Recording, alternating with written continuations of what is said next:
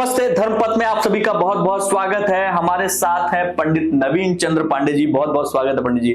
हम सबसे पहले आपको ये बताना चाहते हैं कि हम लोगों ने 6 राशियों की बात की थी अपने पिछले एपिसोड में, और अगर उनमें से कोई आपकी राशि है तो पिछला एपिसोड जरूर देखिएगा। लेकिन वो लोग जो बेसब्री से इस एपिसोड का इंतजार कर रहे थे क्योंकि उनकी राशि इसके अंदर आने वाली है, तो आपके लिए आज का एपिसोड खास होने वाला है, क्योंकि आज पंडित जी न सिर्फ ये बताएंगे कि आपकी राशि के हिसाब से आपका गुण क्या है, व्यक्तित्व कैसा है, दोष क्या है, क्या चीजें बदलिए कि जीवन और सुखद और समृद्धि के साथ आगे बढ़ सके। इन सारी चीजों पे आज बात होगी। तो पंडित जी बहुत बहुत स्वागत है।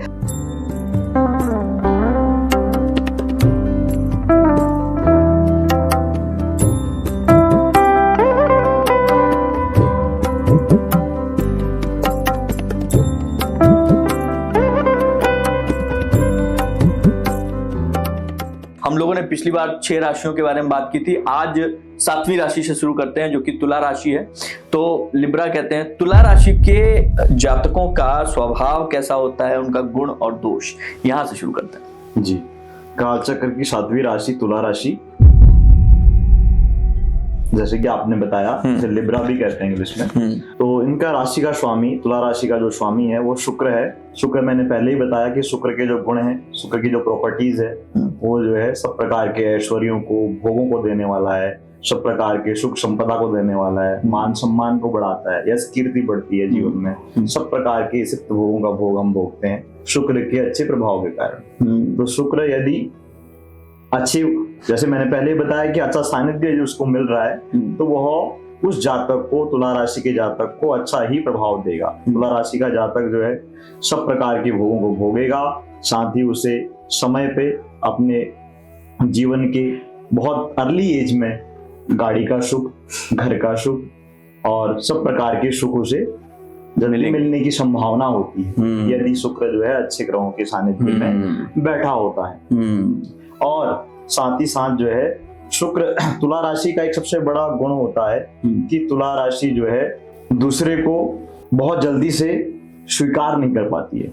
अच्छा। हाँ, बहुत जल्दी से स्वीकार नहीं कर, उसको जांच परख के उसका जजमेंटल माइंड हो जाता है। तो जजमेंटल ना होते हुए तुला राशि के जातकों को अपने ग्रहों का अवलोकन करके इस प्रकार ये गुण जो है उनका, ये गुण जो है दोष में परिवर्तित हो जाता है। इस गुण को रिकॉग्नाइज करके, पहचान करके ऐसा व्यवहार जो है उसको लाना चाहिए, अपने जीवन व्यवहार को कम करना चाहिए, दूसरे को जजमेंटल माइंड को कम करना चाहिए। बिल्कुल। और जैसे कि बताया कि इच्छा शक्ति की भी उनमें तीक्ष्णता होती है, इच्छा शक्ति का प्रादुर्भाव होता है। तो शुक्र जो है तो मतलब तुला राशि में आप जो है वो बहुत अच्छे कूटनीतिक होते हैं, आप सुंदर होते हैं, आपके अंदर एक संतुलन होता है और शांति प्रिय होते हैं। लेकिन जैसा कि बताया गया है कि आप जो है ना जजमेंट बहुत जल्दी पास करते हैं, आप जजमेंटल होते हैं, आप लोगों अनिर्णायक भी होते हैं। मतलब कई बार आप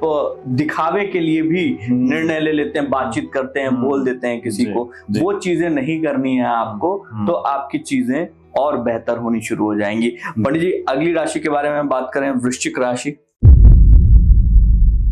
वृश्चिक राशि कालचक्र की 8वीं राशि है। इसका स्वामी भी भौम होता है, मंगल होता है। मंगल जैसे उग्रता प्रधान ग्रह है और पराक्रमों का कारक ग्रह है। तो जो वृश्चिक राशि है, ये इनका गुण होता है कि ये अपने भाइयों के साथ, अपने भाई बहनों के साथ तालमेल कम देखने को मिलता है। और दूसरा जो है ये नेगेटिविटी से थोड़ा सा प्रभावित रहते हैं। इनका नकारात्मक तत्व जो है ज्यादा रहता है। इनका मन जो है नेगेटिविटी से उत्प्रोत रहता है, नकारात्मकता से। क्यों रहता है? क्योंकि मैंने कहा ना, जिस राशि में चंद्रमा होगा वह उस राशि की, उस जातक की राशि कहलाती है। तो चंद्रमा इस समय किस राशि में है? वृश्चिक राशि में है, जिसका भाव स्वामी कौन है? मंगल है। मंगल है, हाँ। तो चंद्रमा वृश्चिक राशि में नीच का होता है और वृष राशि में उच्च का होता है।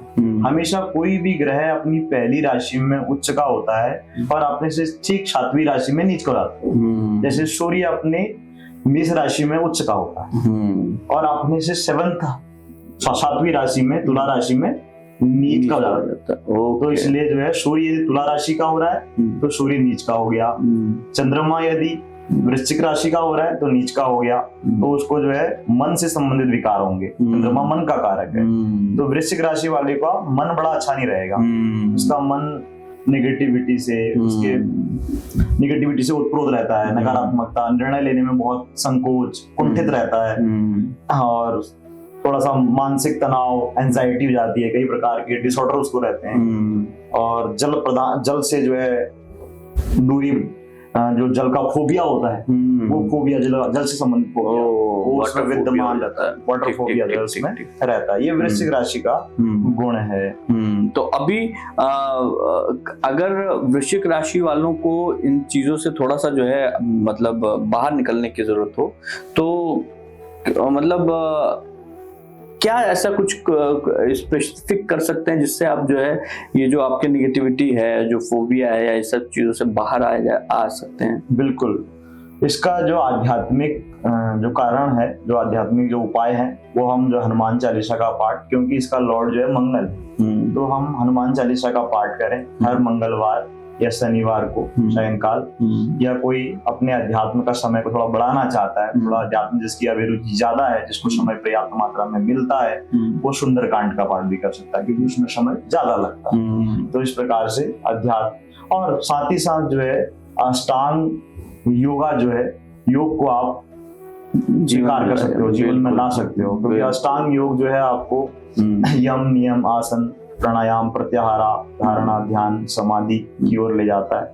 तो आपका जो ध्यान का स्तर है, यदि आप ध्यान लगाते हो, ध्यान तक आप पहुंचते हो, ध्यान के आयाम तक यदि आप पहुंचते हो, तो आपका ये सारे जो है ग्रह आपके अनुकूल होना प्रारंभ कर देते हैं। बिल्कुल बिल्कुल, क्योंकि यत पिंडे तत् ब्रह्मांडे कहा गया है कि जो हलचल ब्रह्मांड में हो रही है ना, वही हमारे उस पिंड में हो रही है। क्योंकि जो भी एक अणु है वो है तो सब इस ब्रह्मांड का ही पार्ट है, और तो हम तो उससे थोड़े बड़े अणु जो है, ठीक है, हम तो उससे बड़ा आकार है, हम तो न्यूट्रॉन, प्रोटॉन, इलेक्ट्रॉन, जो भी, ये भी जो है हम ब्रह्मांड का ही एक आर्टिकल मानते हैं, पार्ट मानते हैं। ठीक है। तो जो भी हलचल हमारे अंदर हो रही है, जो ब्रह्मांड में हो रही है, वो हमारे अंदर भी हो रही है। जो भचक्र में हो रही है, जो एस्ट्रोनॉमी में हो रही है, वो हमारे अंदर भी हो रही है। तो एस्ट्रोनॉमी जो है एस्ट्रोलॉजी पे ही डिपेंड करती है, एस्ट्रोलॉजी एस्ट्रोनॉमी पे ही डिपेंड करती है। तो दोनों जो है एक दूसरे से कॉन्ट्रडिक्टेड करते हैं। ओके,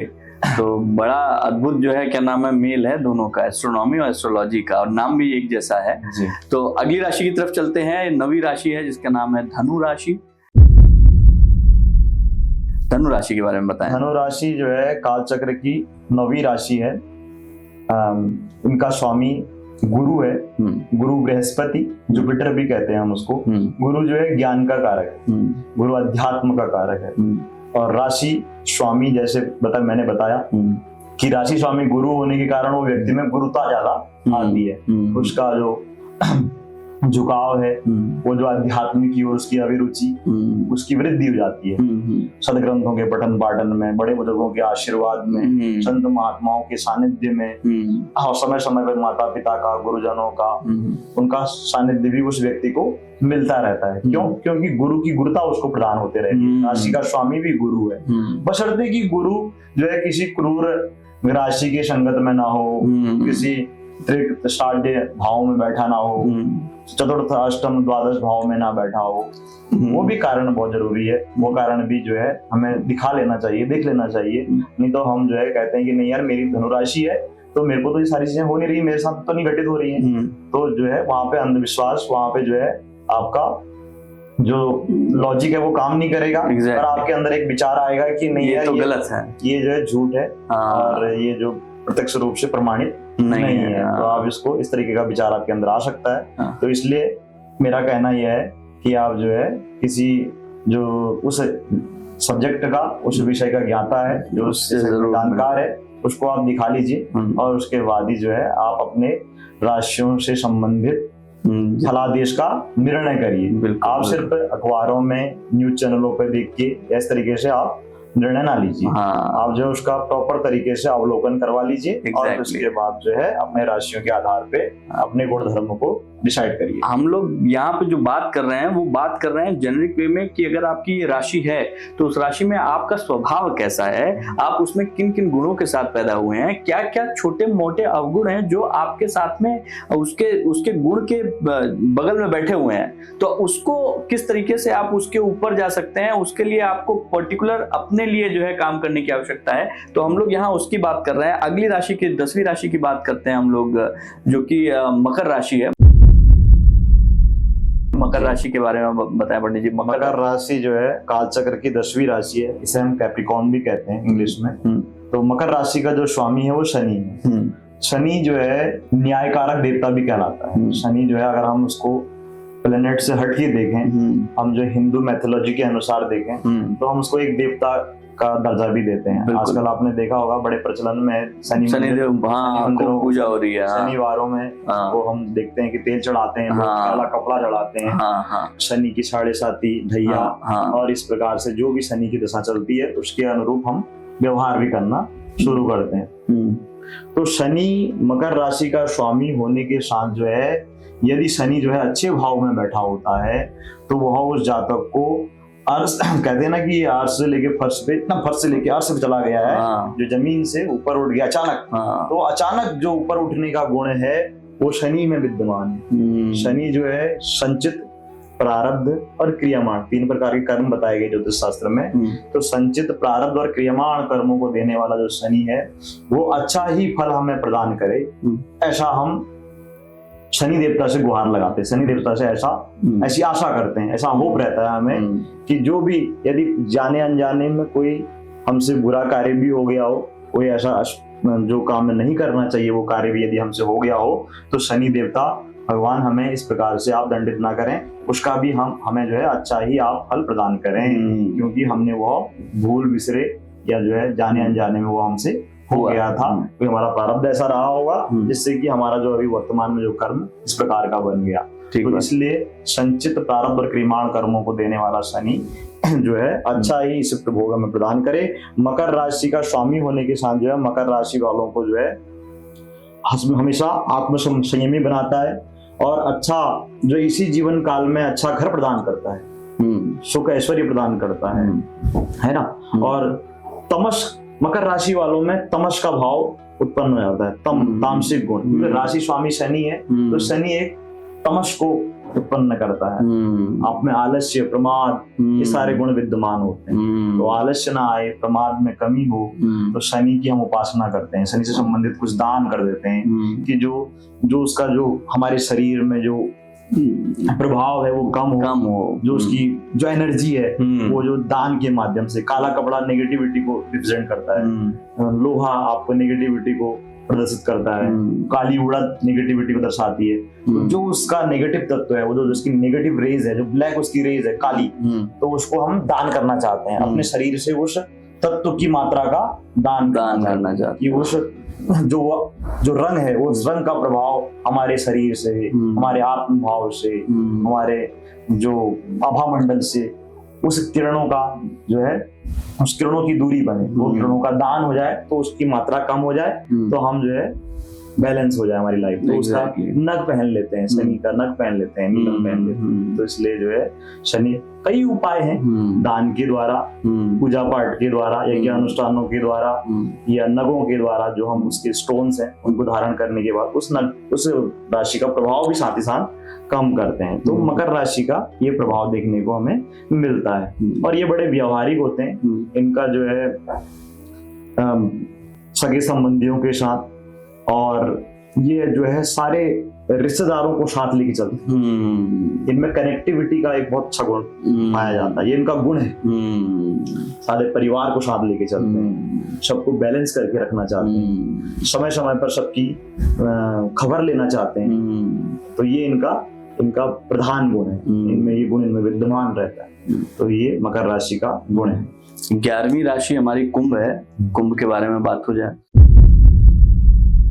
कुंभ राशि का भी स्वामी जो है शनि ही है, दोनों सेम राशियां हैं, इनका दोनों का स्वामी जो है शनि है।